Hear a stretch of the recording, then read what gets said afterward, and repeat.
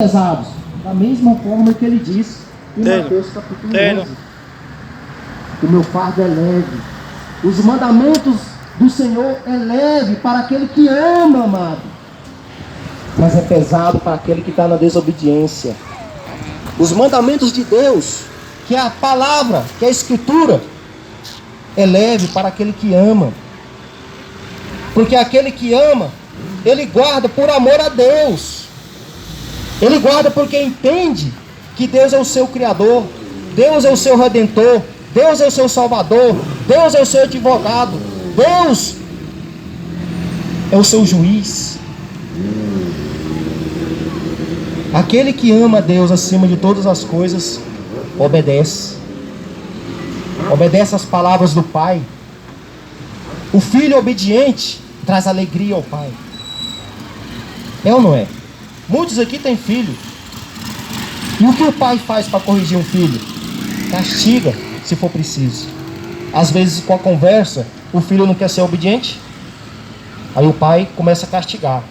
Castiga de um jeito, faz uma tarefa, dá outra tarefa, depois pega uma vara, pega um cinto, e assim vai indo, né? Não é assim? Corta a mesada, não é assim? Tentando punir o filho para ele enxergar a verdade. A palavra de Deus é da mesma forma.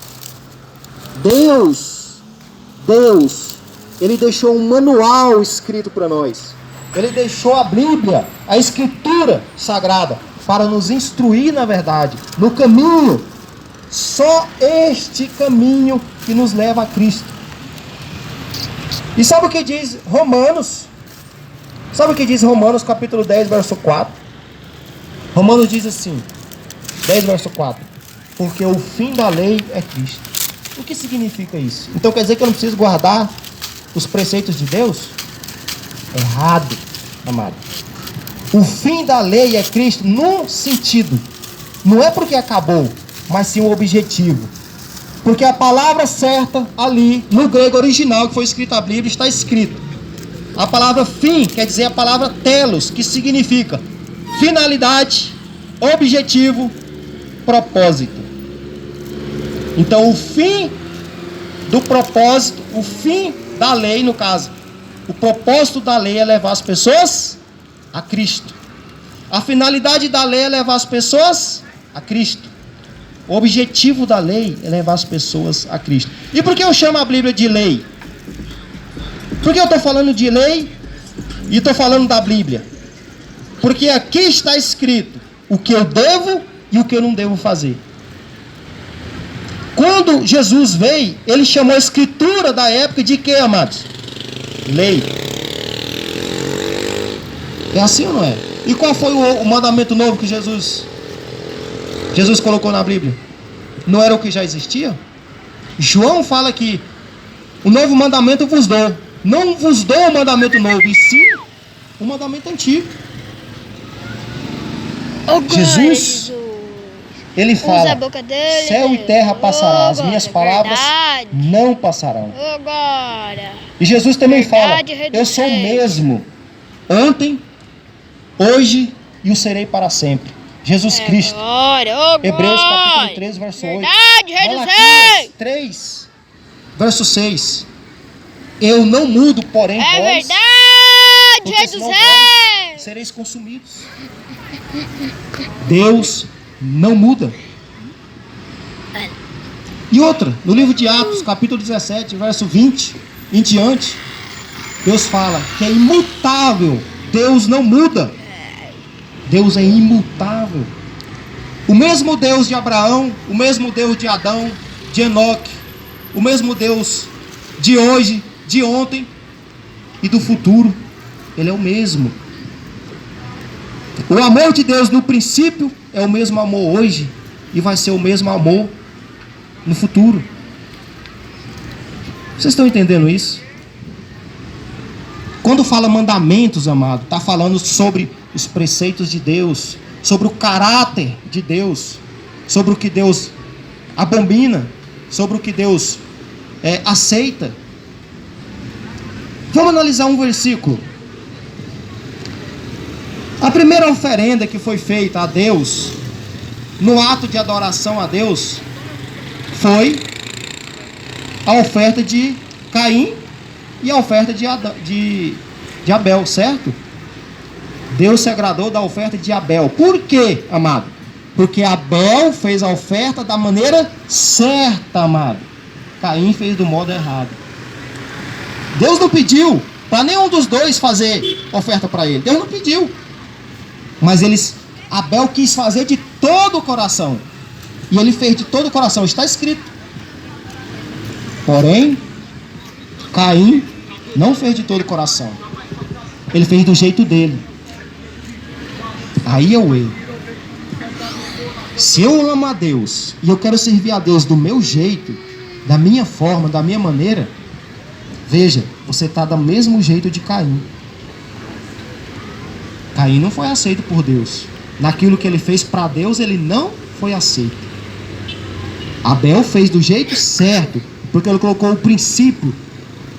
Ele pegou o melhor dele e deu para Deus, enquanto que Caim não. Vocês estão entendendo isso? Cuidado, amados, de vocês quererem adorar a Deus de todas as suas formas, da sua maneira. Estude a Bíblia, vai para a Escritura. O Espírito Santo foi dado a todo aquele que busca de verdade, para instruir na Escritura. Então vai para a Escritura e aprenda a maneira certa de você servir o Pai, a maneira certa de você ser obediente a Deus. Mas eu quero falar algo para você, amado. Obedeça a Deus, não para ser salvo. Obedeça a Deus porque você já foi salvo. A obediência é o fruto da sua salvação. A obediência é o fruto da sua conversão. A obediência é o fruto do crente convertido. As práticas velhas devem ser abandonadas. As práticas novas devem ser cultivadas. Que as práticas certas, corretas, as práticas que Deus aprova. Mas tenha sempre em mente, não é só obra, de forma alguma, amado, que vai salvar você, e sim Cristo. É a obra dele. É a obra dele. Mas você, como que um homem que carrega o nome dele, terceiro mandamento, você carrega o nome dele, cristão. E ele fala: não tomarás o nome do Senhor teu Deus em vão. Então, se você carrega o nome de cristão, zele por ele. Zele por esse nome. Zele por ele. Não fique fazendo as coisas da sua maneira. Vai para a Escritura. Abra a Escritura. Estude a Escritura. Para que assim o Espírito Santo possa te instruir na verdade. Amém? E só para fechar, amados, você já descobriu o que é o amor de Deus, não é? O amor de Deus. Olha, eu quero ler mais duas passagens para os irmãos ver o que a Escritura ela nos revela, né?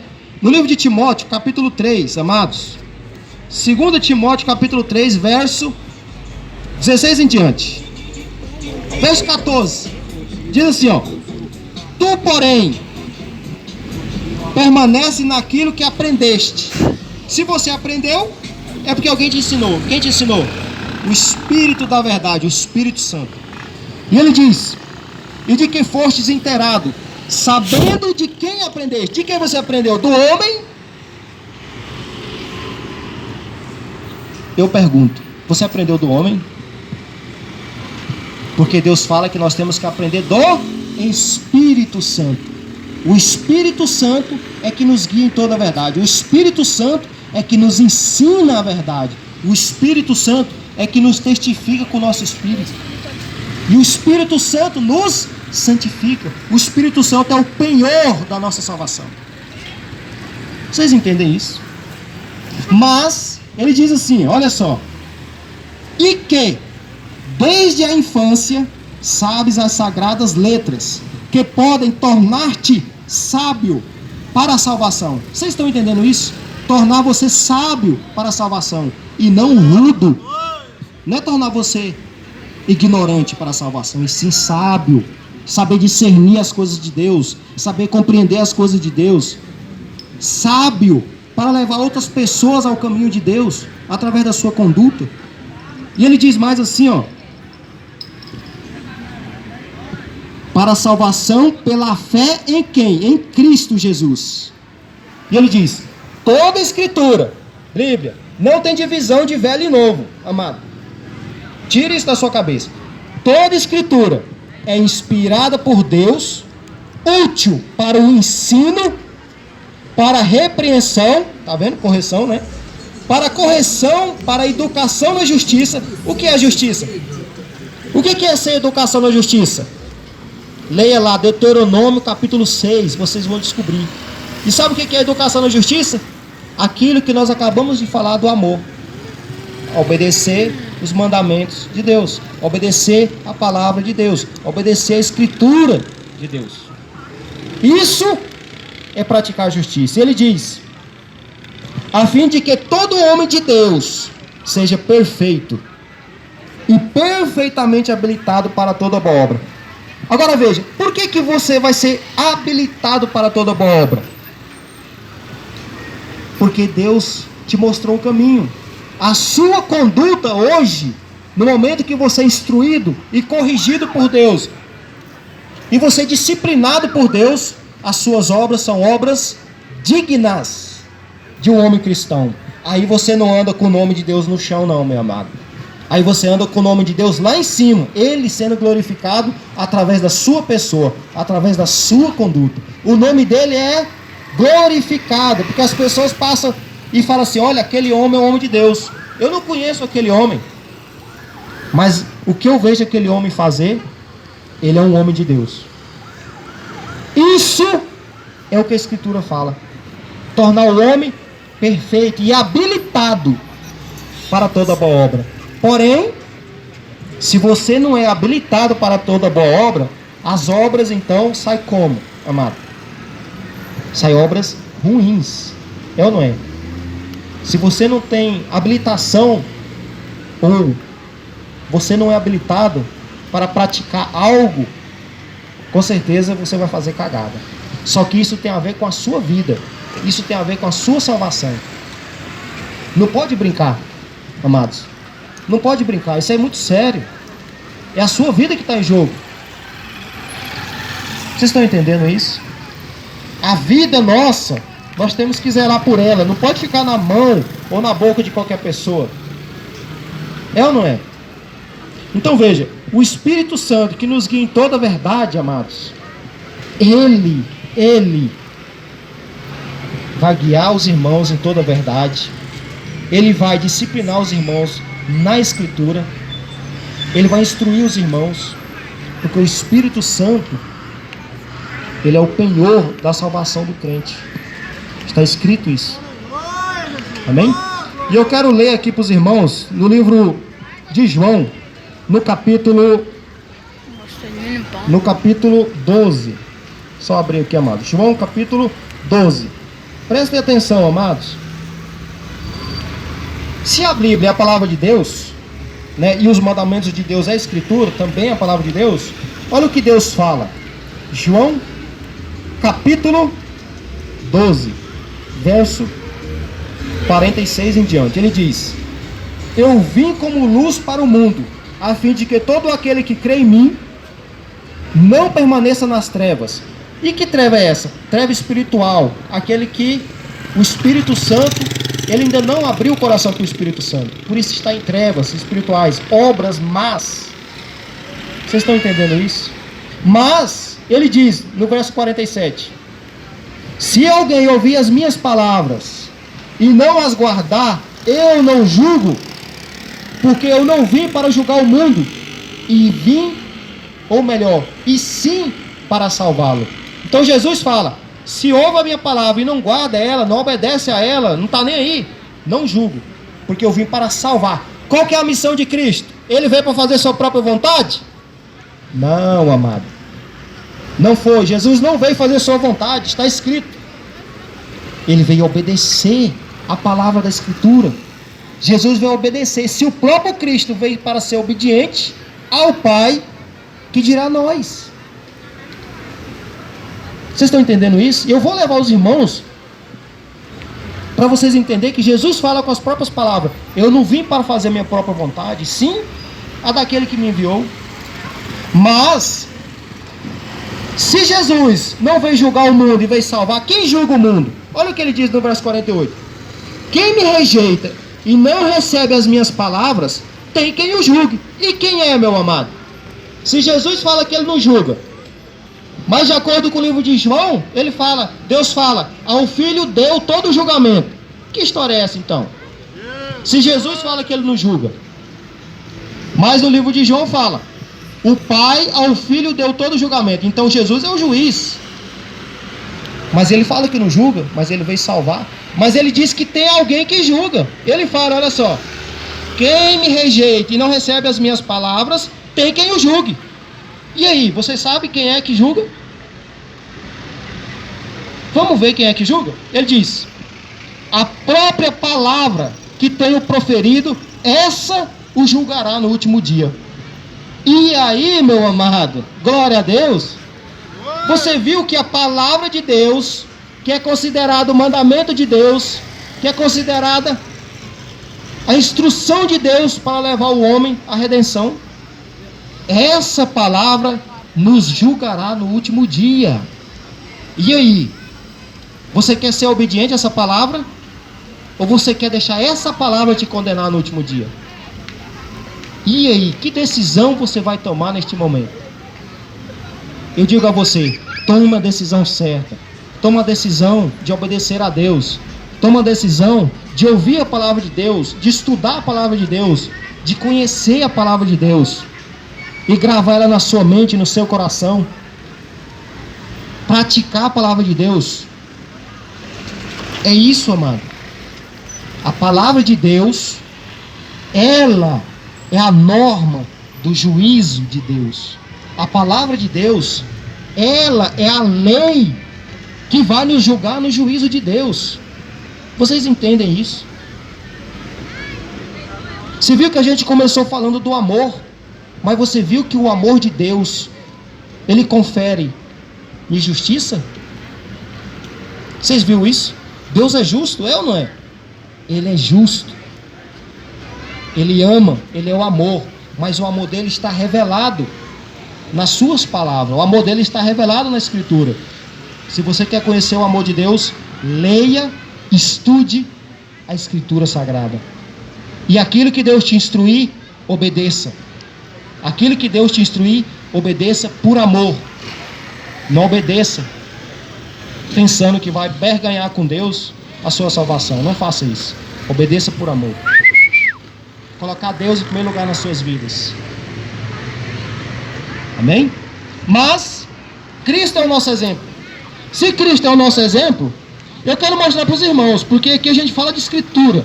Nós não falamos aqui de raciocínio humano, não. É de Escritura que a gente fala. Olha o que disse aqui, ó. João capítulo 6, verso 38. Porque eu desci do céu, não para fazer a minha vontade, mas sim a vontade daquele que me enviou. Aí eu pergunto, Jesus, ele veio para ser servo. Jesus falou isso por discípulo, né? Eu vim para servir. E Jesus falou, eu não vim fazer minha própria vontade. Aí eu pergunto, e você? Está fazendo a sua própria vontade? Você está fazendo hoje sua própria vontade? Ou você está fazendo a vontade do Pai? A vontade de Deus? Jesus, o autor da vida, o autor da salvação, ele veio e obedeceu a palavra. E essa palavra nos julgará no último dia. Não é assim que está escrito? Jesus falou, eu não julgo, mas a palavra que vos tenho dito, essa o julgará no último dia. E Jesus veio e veio ser obediente à palavra, obediente ao Pai. E Jesus é o nosso único exemplo. Jesus é o nosso único pastor. Jesus é o nosso único salvador. Jesus é o nosso único caminho. Mas ele veio e nos mostrou o exemplo. Ele veio para obedecer. Ele veio para cumprir. Não cumprir no sentido de acabar, mas cumprir no sentido de obedecer a palavra. A própria palavra dele. Porque Jesus é o Verbo. O Verbo que encarnou, está escrito. João capítulo 1, verso 1 em diante. E olha o que ele diz, amados. Só para comprovar que Jesus veio para obedecer, para dar o exemplo. Capítulo 7 de João, verso 16. Ele diz: respondeu-lhe Jesus: o meu ensino não é meu, e sim daquele que me enviou. E aí? Você acha que o que nós estamos falando é nosso? Nós estamos distorcendo a escritura aqui? Não. Tudo que nós estamos falando está na escritura. Porque a Bíblia fala: aquele que pregar o evangelho que vai além desse que está escrito, que existe, seja maldito. Está escrito no livro de Gálatas. Nós não podemos acrescentar uma vírgula da palavra de Deus e não podemos tirar. Apenas falar o que está escrito. Jesus, ele disse: o meu ensino não é meu, e sim daquele que me enviou. Vocês estão entendendo isso, amados? O próprio Cristo veio e nos deu o exemplo. E por que ele fala que ele está no amor do Pai e no seu amor permanece? Porque ele foi obediente. E o que é o amor? O que é o amor de Deus? Ele diz: o amor de Deus é este, que guarda os seus mandamentos. Não é assim que está escrito? 1 João capítulo 5, verso 3. Este é o amor de Deus, que guardamos os seus mandamentos. Seus mandamentos não são pesados. E Jesus veio e guardou a sua palavra, guardou os mandamentos de Deus, guardou a escritura. Por isso ele permanece no amor de Deus. 1 João capítulo 2, ele diz: aquele que permanece nos mandamentos de Deus, que é a palavra, Deus permanece nele e ele em Deus. Vocês estão entendendo isso? E agora eu quero fazer um convite para vocês. Um convite muito especial. Que toda essa conversa que nós tivemos foi para chegar nesse momento, amado. Esse momento que diz assim, olha só. Livro de Mateus, capítulo 11, verso 28. Mas o convite também não é meu. Porque Jesus também falou: eu não vim fazer a minha própria vontade. E nós também não. Então o convite não é meu, mas sim de Cristo. Ele diz: vinde a mim, vós que estáis cansados e sobrecarregados, e eu vos aliviarei. Jesus está te convidando, meu amado. Vai para Cristo hoje, da maneira que você está. Deixa Cristo te mostrar aonde você deve se corrigir. Deixa Cristo moldar a sua vida. Ele diz: vinde a mim, vós, todos que estáis cansados e sobrecarregados, eu vos aliviarei. Aí ele acrescenta assim, olha: agora, Jesus, verdade, Jesus. Mas ele acrescenta algo, ele diz assim: e aprendeis de mim. Vocês estão vendo? Ele fala: vinde a mim, mas ele fala: aprenda de mim. Porque se você não aprender de Cristo, amado, você vai dizer que ama a Deus de acordo com aquilo que você acha que é. Mas Jesus fala: vem a mim, eu estou te convidando. E ele diz: aprendeis de mim. Aí ele fala: aprendeis de mim, porque sou manso e humilde de coração, e achareis descanso para a vossa alma. O que é o descanso para a alma? É o descanso da vida. Mas esse descanso é a vida eterna, mano. Que maravilha, é ou não é? Louvado seja Deus. Ele diz: vinde a mim. Você aceita esse convite hoje? Você aceita esse chamado hoje de Cristo? Que Ele está te chamando: vinde a mim. Ele está dizendo para você: venha a mim.